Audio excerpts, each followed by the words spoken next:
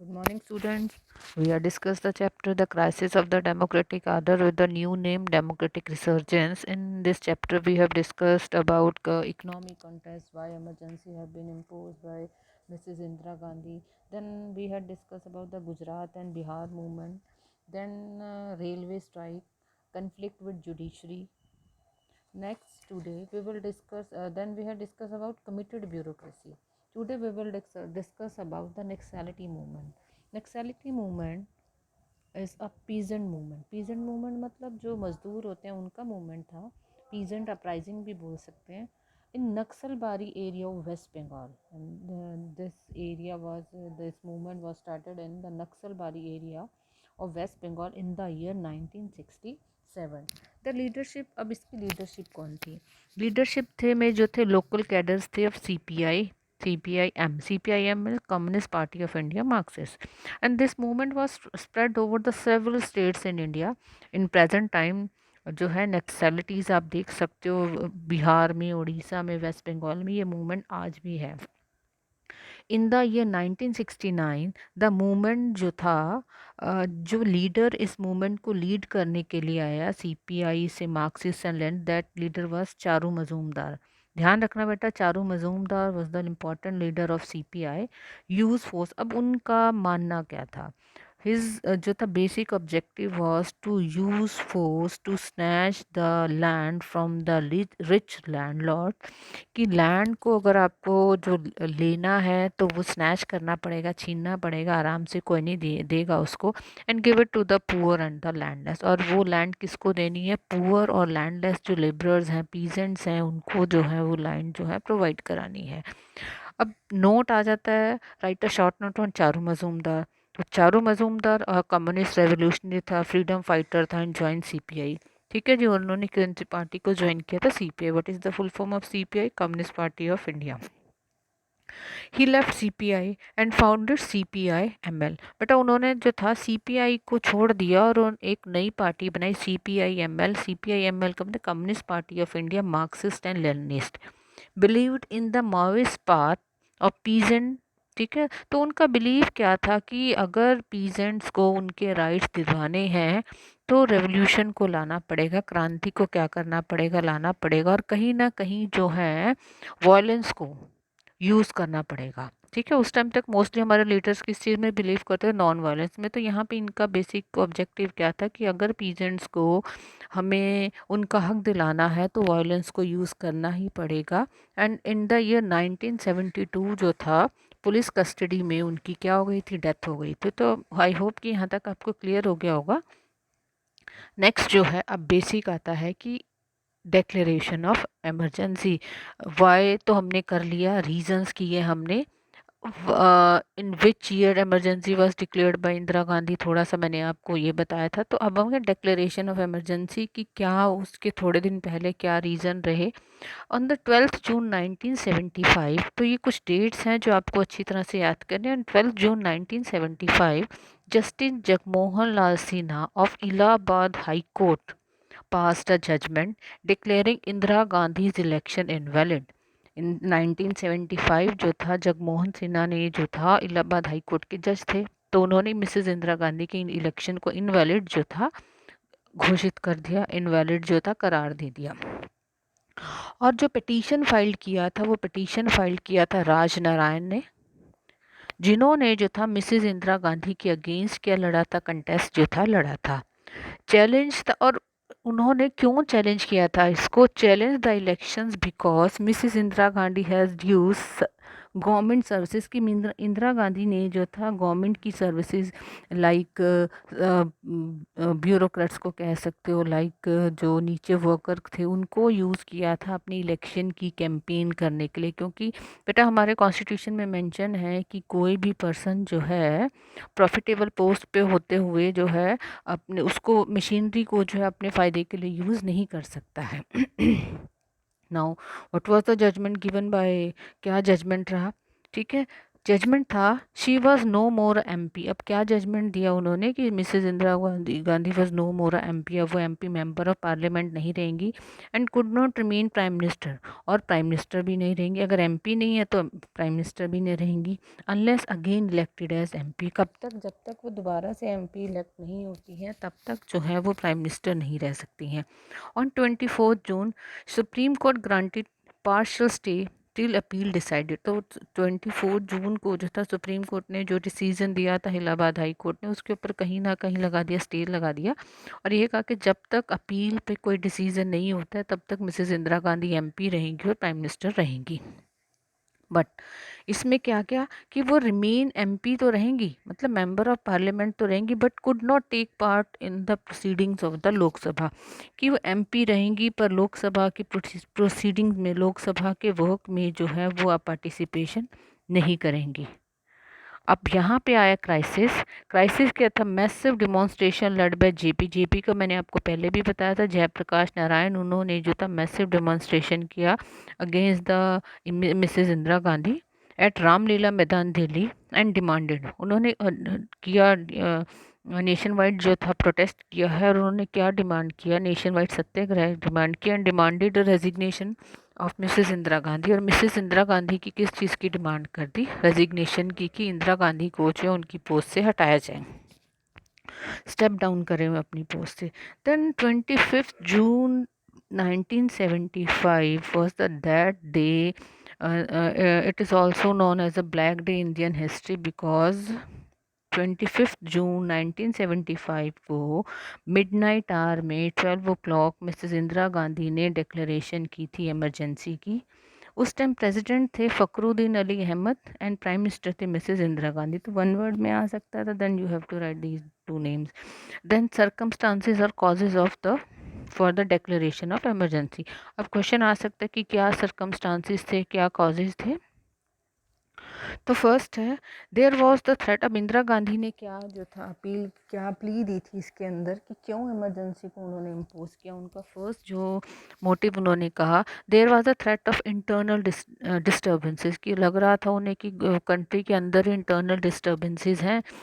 Then it about article 352 of the, और उन्होंने under article 352 भारतीय संविधान की धारा 352 आर्टिकल जो है 352 में जाके गवर्नमेंट को डिक्लेयर स्टेट इमरजेंसी। तो हमारे कॉन्स्टिट्यूशन के आर्टिकल 352 में ये प्रोविज़न किया गया है कि अगर नीड होगी तो इंडिया में क्या इमरजेंसी को इम्पोज किया जा सकता है, और वहीं से उन्होंने जो था इस चीज़ को उठाया, state emergency on the ground of external threat और द इंटरनल। बेसिकली हमारे कॉन्स्टिट्यूशन में मेंशन किया गया कि इंटरनल एंड एक्सटर्नल थ्रेट के टाइम जो है हम आपातकाल को लगा सकते हैं, इमरजेंसी को लगा सकते हैं। तो उसी का सारा मिसेज इंदिरा गांधी ने लिया। सेकंड रीज़न क्या था? Conflict between executive and judiciary. हमने पहले भी किया था कि एग्जीक्यूटिव और जुडिशरी के बीच में कन्फ्लिक्ट चल रहा था, जिसके अंदर जो था इलाहाबाद हाई कोर्ट ने एक डिसीजन दिया था जो इंदिरा गांधी के अगेंस्ट था। देन जो था decision of the Allahabad high court मैंने आपको पहले ही बताया था। Then mass movement by JP. अब इंदिरा गांधी को डर लगने लगा था कि कहीं मुझे मेरी पोस्ट से ना हटा दिया जाए, तो जेपी ने भी मूवमेंट, मैंने पहले बताया कि रामलीला मैदान में मूवमेंट शुरू किया था। Then government asserted that it desire to pursue welfare. अब गवर्नमेंट को और क्या लग रहा था कि जो वो वेलफेयर स्कीम चलाना चाहती हैं गवर्नमेंट, उसके उसमें कोर्ट जो है कहीं ना कहीं दखल अंदाजी कर रही है, वो ठीक तरह से वर्क जो है करने नहीं दे रही है। ठीक है। देन लॉ एंड ऑर्डर की भी प्रॉब्लम जो हमारी कंट्री में हो रही है, तो ये रीज़न दिया इंदिरा गांधी ने, कहीं ना कहीं कंडीशन बना दी। Then rise in price and unemployment, और चारों तरफ अनरेस्ट था, प्राइस में राइज हो रहा था, देन अनएम्प्लॉयमेंट की सिचुएशन थी। देन लास्ट जो रीज़न था, कांग्रेस जो थी डिफीट हुई थी मोस्टली बाई इलेक्शन में, जैसे हमने गुजरात एंड बिहार में किया था। तो उन सारे इलेक्शंस में जब कांग्रेस डिफीट हो गई तो कहीं ना कहीं जो था कांग्रेस को लगा कि अब उसके हाथ से जो है, कह सकते हो कि सेंटर की गवर्नमेंट जा रही है, और उसने किस चीज़ को इम्पोज किया? इमरजेंसी को इम्पोज किया इंडिया के ऊपर। देन रिस्पॉन्स क्या रहा? इमरजेंसी को इम्पोज कर देगा 25 जून 1975 को अंडर आर्टिकल 352। कभी भी आ जाए तो अंडर आर्टिकल 352 आपने लिखना है इसके अंदर। नाउ अंडर आर्टिकल 352 क्या किया उसने, with in the powers of the government of our constitution provide some special powers to government to declare emergency. तो अंडर आर्टिकल 352 में क्या है, गवर्नमेंट को कुछ स्पेशल पावर्स दी गई हैं कि अगर कंट्री की में किसी तरह की प्रॉब्लम है तो गवर्नमेंट क्या डिक्लेयर कर सकती है, एमरजेंसी को डिक्लेयर कर सकती है। एमरजेंसी मीन्स आपातकाल को लगा सकती है। देन रिस्पॉन्सेज क्या रहे, proclamation of emergency. Proclamation of emergency का मतलब है आपातकाल को लगा दिया गया, ठीक है। Federal distribution power remain suspended. जो संघ में फेडरल का मतलब है जो पावर दी गई थी हमारी स्टेट गवर्नमेंट को, वो भी क्या हो गई, सस्पेंड हो गई, उसको ख़त्म कर दिया गया। All powers are in the hand of the government. अब सारी पावर्स किसके पास आ गई, सेंट्रल गवर्नमेंट के पास आ गई। Government has the power to curtail और restrict the fundamental right. Now अब गवर्नमेंट के पास पावर थी कि वो किसी के भी फंड जो हमारे फंडामेंटल राइट्स को वो क्या कर सकती है, कर्टेल कर सकती है, कम कर सकती है, और उसको क्या कर सकती है, रिस्ट्रिक्ट कर सकती है। During the time of emergency normal democratic politics can't function, ठीक है। अब during the time of politics वो कह रहा है कि जो नॉर्मल जो फंक्शन जो था गवर्नमेंट का वो ठीक से जो है, यहाँ देखो ये वाला पॉइंट मैं एक्सप्लेन कर रही हूँ कि during the time of emergency the normal democracy का जो फंक्शन था वो नहीं होगा, पॉलिटिकल पार्टीज अपना वर्क नहीं कर सकती हैं। देन ये है मैंने लिखा after the proclamation of emergency, जब 25 जून 1975 को इमरजेंसी को लगा दिया गया, तब क्या कैसे जो था शुरुआत की गई। फर्स्ट जो बेटा इसके अंदर पॉइंट है वो पॉइंट है गवर्नमेंट ने क्या किया, elasticity of all the newspaper office was disconnected, कि लोगों जो है अपराइजिंग ना हो, लोग अगेंस्ट ना हो जाए, तो सबसे पहले उन्होंने क्या किया कि सारे न्यूज़पेपर जो ऑफिस थे उनकी इलेक्ट्रिसिटी को क्या कर दिया, कट कर दिया। लार्ज नंबर जो लीडर्स जो थे लाइक जेपी हैं और मोरारजी देसाई हैं, और उस टाइम के जो इम्पोर्टेंट लीडर्स थे उनको क्या कर दिया, लीडर्स को जेल में भेज दिया ताकि अपोजिशन ना हो सके। और लास्ट जो वर्क किया उन्होंने कि कैबिनेट को, उन्होंने अपनी ही कैबिनेट को अगली मॉर्निंग सुबह 6 o'clock मतलब 26 जून 1975 को बताया कि मैंने इंडिया में क्या कर दिया, इमरजेंसी को इम्पोज कर दिया है। आई होप कि यहाँ तक आपको क्लियर हो गया होगा। नेक्स्ट है कॉन्सिक्वेंसेस। कॉन्सिक्वेंसेस मीन्स परिणाम, क्या कॉन्सिक्वेंसेस रहे, क्या परिणाम रहे, इमरजेंसी को लगा दिया। फर्स्ट जो कॉन्सिक्वेंसेस रहा वो था एजिटेशन, एजिटेशन हुआ, ठीक है। स्टॉप एजिटेशन तो हुआ पर उसको स्टॉप करने के लिए गवर्नमेंट ने अलग अलग तरह के मेजर्स अडॉप्ट किए।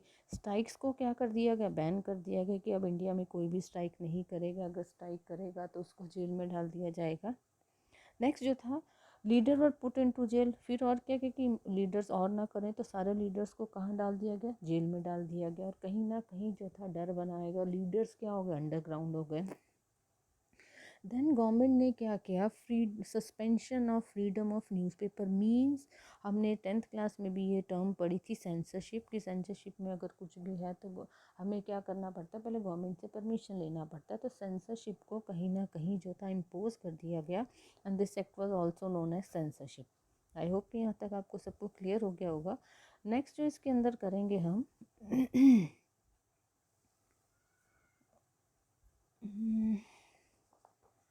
नेक्स्ट जो है इसके अंदर बेटा जो करेंगे हम वो है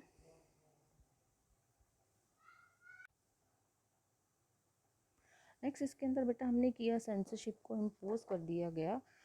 देन अब सेंसरशिप का मतलब क्या था, बाय लिविंग ब्लैंक स्पेसेस, की ब्लैंक स्पेसेस छोड़ देनी है। अगर गवर्नमेंट के अगेंस्ट कुछ लिखा है, गवर्नमेंट परमिट नहीं कर रही है तो उसके अंदर ब्लैंक स्पेसेस जो है उनको रखना पड़ेगा।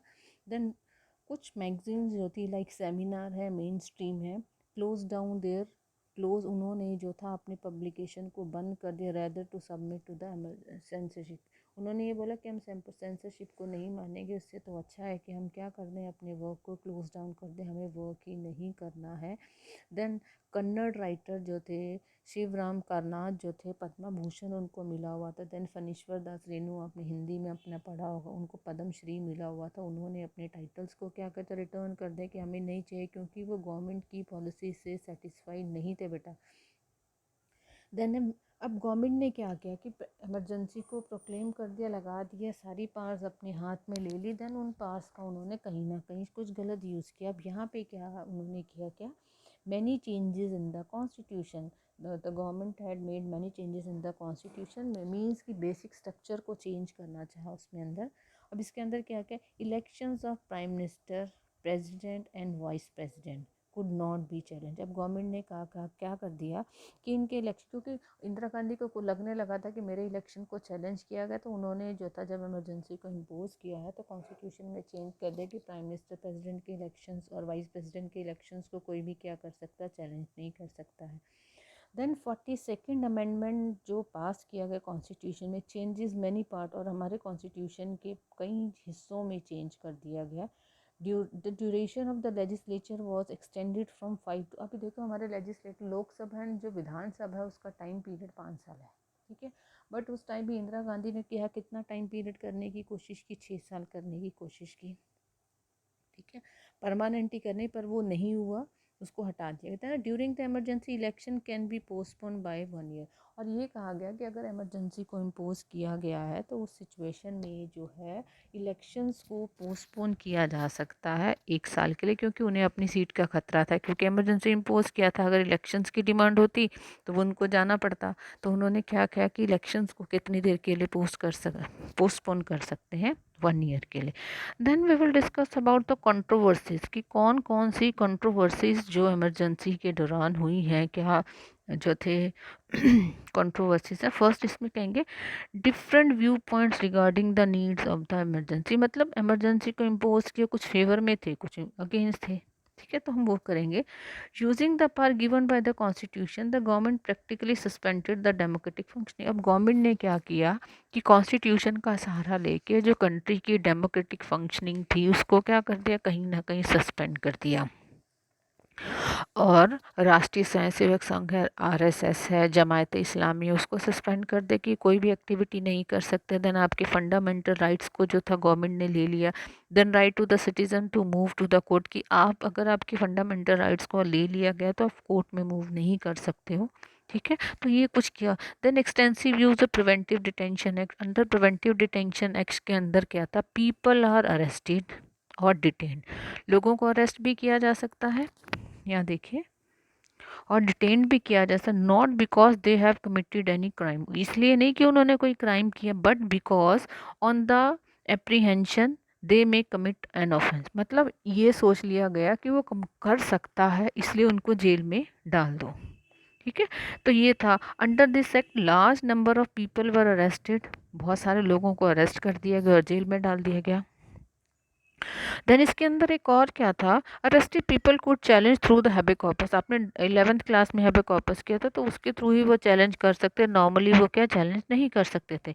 इन the year 1976 SC gave, supreme court ने क्या किया, overruled high courts and accepted the government plea, क्या गवर्नमेंट की प्ली थी कि गवर्नमेंट को take citizen fundamental right to life and liberty. अब गवर्नमेंट ने प्ली दी थी, ठीक है, उसके अगेंस्ट सुप्रीम कोर्ट ने उनका साथ दिया और कहा कि गवर्नमेंट जो है लोगों के फंडामेंटल राइट्स, मौलिक अधिकारों को ले सकती है लाइफ और लिबर्टी के लिए।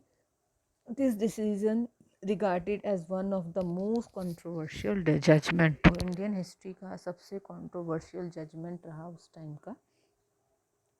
देन इसके अंदर many acts of dissent and resentment, कुछ और भी बातें हुई जिससे लोगों के अंदर रिसेंटमेंट आया, विद्रोह एक तरह से जाग गया। मैनी पॉलिटिकल लीडर्स अंडरग्राउंड, अब इसके अंदर क्या हुआ कि कई पॉलिटिकल लीडर्स जो थे उन्हें डर था कि jail, under preventive detention act जो उनको जेल में डाल दिया जाएगा, तो उन्होंने क्या किया, अपने आप को अंडरग्राउंड कर लिया और क्या क्या प्रोटेस्ट को ऑर्गेनाइज किया। इंडियन एक्सप्रेस, जैसे मैंने अभी मेन स्ट्रीम में सेमिनार का बताया था, वैसे इंडियन एक्सप्रेस और जो स्टेटमेंट है उन्होंने भी गवर्नमेंट के अगेंस्ट क्या किया, प्रोटेस्ट किया। आई होप कि यहाँ तक आपको समझ आ गया होगा। नेक्स्ट जो है टॉपिक आगे का कंटिन्यू हम नेक्स्ट चैप्टर्स में करें। थैंक यू बेटा।